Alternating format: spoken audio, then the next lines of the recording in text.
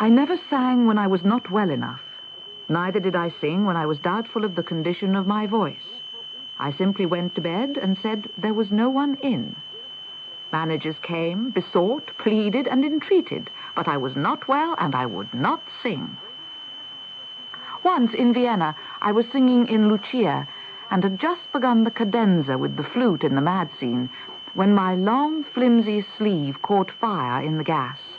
Without stopping, I tore it off and finished the aria. After I got behind the scenes and everything was over, I fainted. On another occasion in San Francisco, a man threw a bomb which exploded on the stage.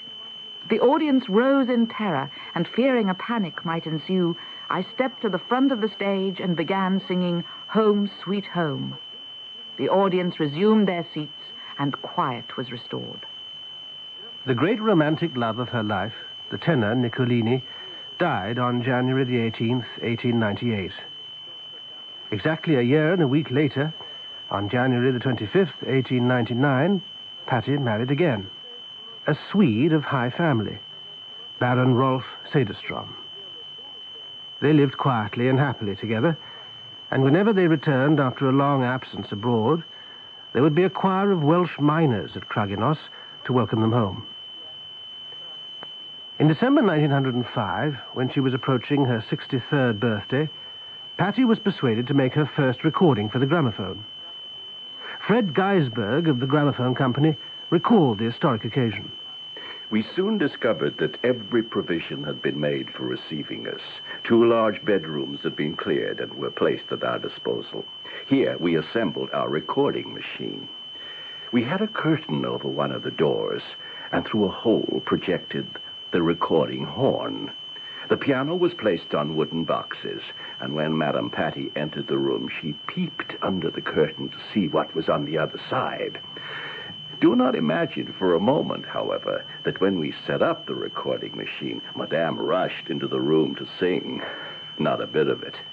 She needed 2 full days to get used to the idea, during which she simply looked in every now and again and saw the ominous preparations for immortalizing her voice. She didn't know whether to be glad or sorry. To reward us for this long wait, she would say, "Those 2 nice gentlemen, let them have champagne for dinner tonight to make up for their disappointment." A distinguished pianist, Landon Ronald, was to accompany Patti at her special request. He, too, was invited to stay at the castle. Those few days will ever remain impressed on my memory as amongst the happiest I've ever spent. She was a delightful hostess, and her husband one of the kindest and gentlest of men. Her voice was still amazing. After dinner, she would get me to play her some of Tristan, and would, after a little persuasion, just see if she was in voice. And it was then that she sang divinely for her husband, her brother-in-law, and myself. We were all quite overcome by her great artistry, and agreed that the records must be made the next morning. She assented, and accordingly, at 12 o'clock, everything was in readiness for the event. She was very nervous, but made no fuss, and was gracious and charming to everyone. When she'd finished her first record, she begged to be allowed to hear it at once. I shall never forget the scene. She had never heard her own voice, and when the little trumpet gave forth the beautiful tones, she went into ecstasies. She threw kisses into the trumpet and kept saying, "Ah, mon Dieu, maintenant je comprends pourquoi je suis Patti. Je comprends tout." Her enthusiasm was so naive and genuine that the fact that she was praising her own voice seemed to us all to be right and proper. Among the recordings Patti made that winter at Craig-y-Nos is one which held a deeper significance for her than the others, and which was issued only in 1973, included in a limited edition of the complete recordings. It's a message to her husband. "God bless you, my dear husband," she says, "for the new year 1906. This is a message which I want you to keep for all time, so that you may have my voice ever with you. Your loving Adelina, otherwise Patti."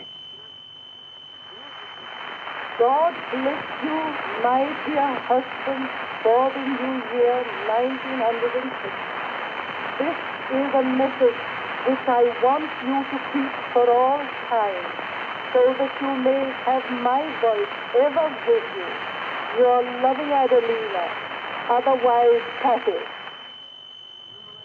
Patti lived on until September the 27th, 1919, having sung in public for the last time at a Red Cross charity concert in October 1914.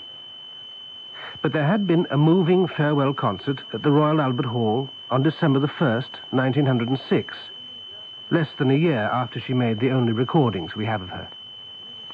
Her friend and biographer, Herman Klein, describes the scene. It was not what Patti sang, but the feeling that they were listening to her for the last time that brought the lump to people's throats and the tears to their eyes until they grew hysterical and clapped and shouted till they could clap and shout no more. Never, before or since, has such a testimony of personal adoration of a public artist been witnessed within the spacious amphitheater of the Albert Hall. A veritable cascade of flowers began pouring upon the platform after the first song, and by the end of the afternoon it had filled the entire available space, so that there was only just room for Madame Patti and Mr. Gantz at the grand piano. Among these floral tributes was a huge 7-pointed star, nearly 8 feet in height, made of yellow chrysanthemums, and lighted at each point with an electric lamp. It symbolized the fact that the greatest star of her time remained shining and active to the end. It must have been a common experience for those who have heard her to think, is that all?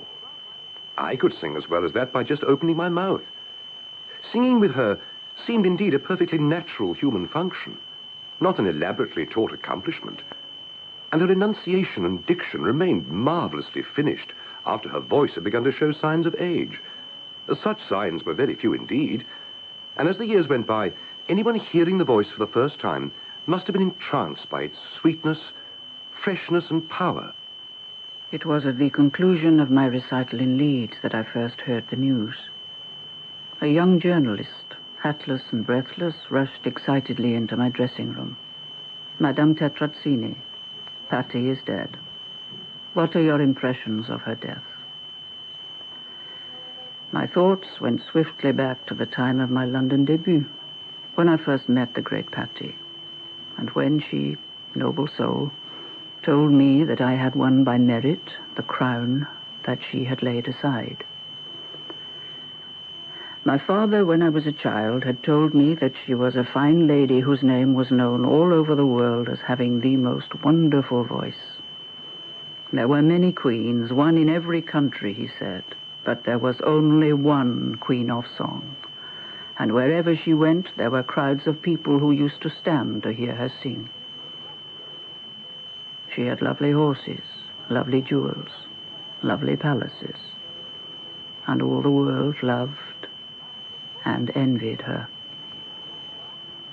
He told me that when she sang, she made the people forget everything that was nasty and bad, and think only of the sweet and beautiful. He said that everyone who loved singing dreamed of being like Patti. To have a voice like Patti was to walk about with heaven inside.